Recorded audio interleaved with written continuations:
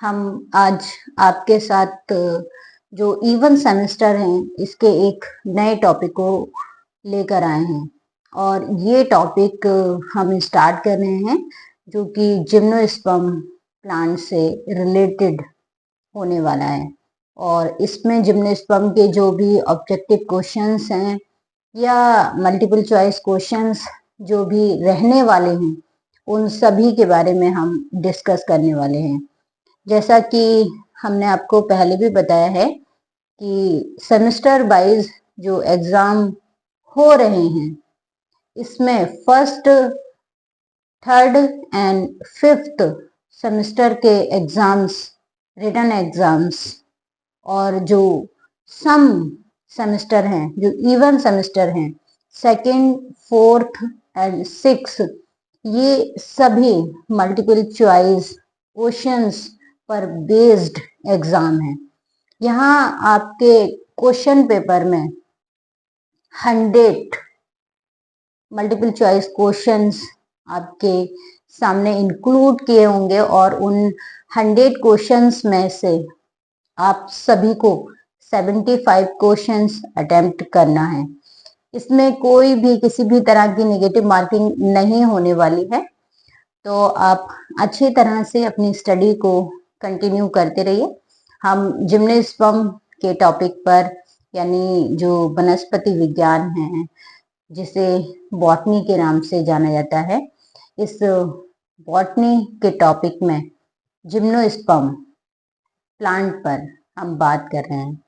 पहले हमने जो बात की है वो जो प्लांट्स हैं वो प्लांट कौन से हैं जिनमें क्रिप्टोगैमी इंक्लूड हैं, जैसे ब्रायोफाइट एंड टेरिडोफाइट। और अब हम फेनेरोगैम्स की बात कर रहे हैं। वैस्कुलर फेनेरोगैम्स में हम सबसे पहले जिम्नोस्पर्म प्लांट्स की बात करेंगे। ये सीड वाले प्लांट, वैस्कुलर वाले प्लांट्स जो जिम्नोस्पर्म हैं, ये किस तरह से, क्या मीनिंग है एक्चुअली में जिम्नोस्पर्म का। देखिए, जिम्नोस्पर्म में जो जिम्नोस्पर्म वर्ड है वो 2 वर्ड से मिलकर बना है, जिम्नो एंड स्पर्म, है ना। जिम्नो का मतलब होता है नेकेड और स्पर्म यानी सीड। तो नेकेड सीड वाले ये प्लांट कहलाते हैं जिम्नोस्पर्म। और ये फेनेरोगैम्स हैं, सीडेड प्लांट हैं। और इन सीडेड प्लांट को थियोफेरेस्टस के द्वारा लगभग 300 बीसी पूर्व देखा गया था। कब? 300 बीसी पूर्व। और ये जो जिम्नोस्पर्म है, एक साइंटिस्ट जियोबेल रहे, इन्होंने इन्हें फेनेरोगैम्स में इंक्लूड किया।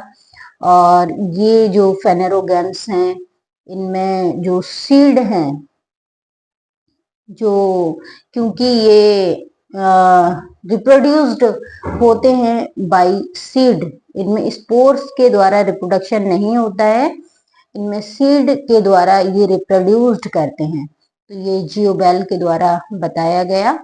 और इनके जो सीड हैं जिम्नोस्पर्म के, ये देखिए ओवरी में एनक्लोज्ड नहीं होते, ओवरी के अंदर बंद नहीं होते, छोटे होते हैं और साथ ही इनमें ओवरी नहीं होती है। याद रखिए, ये ऐसे फेनेरोगैम्स हैं जिनमें ओवरी एब्सेंट होती है, यानी सीड तो बनते हैं लेकिन फ्रूट नहीं बनते। इनके जो सीड हैं ये देखिए मेगा स्पोरोफिल्स की सरफेस पर बॉर्न होते हैं। समझ रहे हैं आप? जो सीड हैं ये मेगा स्पोरोफिल्स पर बॉर्न होते हैं, कॉर्न लाइक बॉर्न होते हैं, ओवरी के अंदर एनक्लोज्ड नहीं होते हैं। तो सीड वाले प्लांट तो हैं, ये सीड वाले फेनेरोगैम्स तो होते हैं, लेकिन इनमें फ्रूट नहीं बनता। और फ्रूट क्यों नहीं बनता है? जिम्नोस्पर्म में फ्रूट क्यों नहीं बनता है? क्योंकि जो सीड हैं ये ओवरी के अंदर एनक्लोज्ड नहीं होते, इसीलिए ये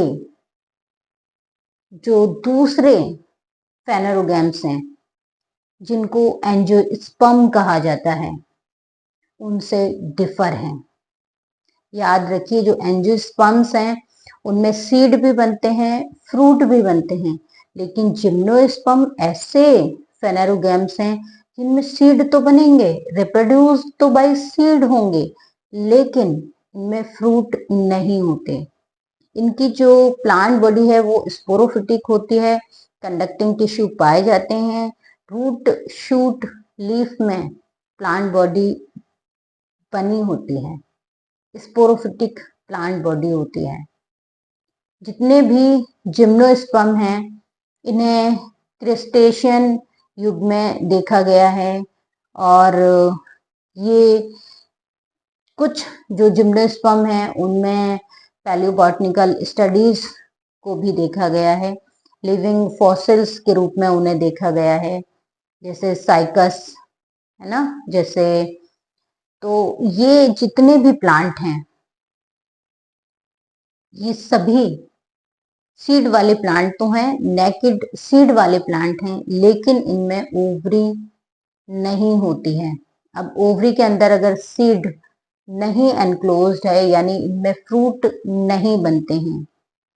ये मेन पॉइंट है। अगर हम इनके एंसेस्टर की बात करें तो इससे पहले हमने टेरिडोफाइट को आपके साथ में डिस्कस किया है।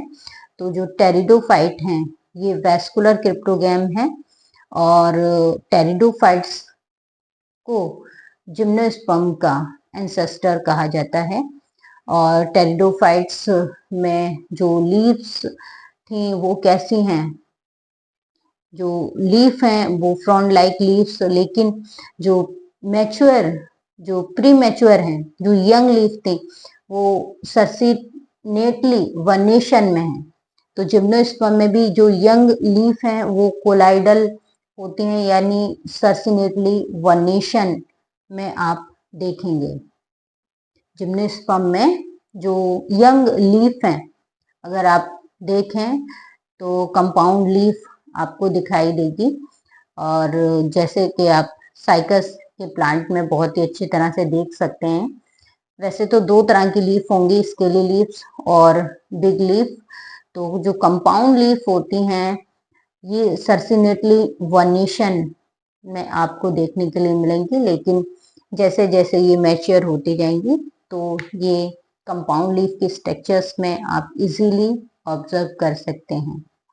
अब इससे रिलेटेड जितने भी क्वेश्चंस आने वाले हैं जिम्नोस्पर्म से, नेकेड सीड प्लांट से, इनको आप अच्छी तरह से लर्न करते रहिए, नोट करते रहिए और वीडियो को लाइक भी करते रहिए।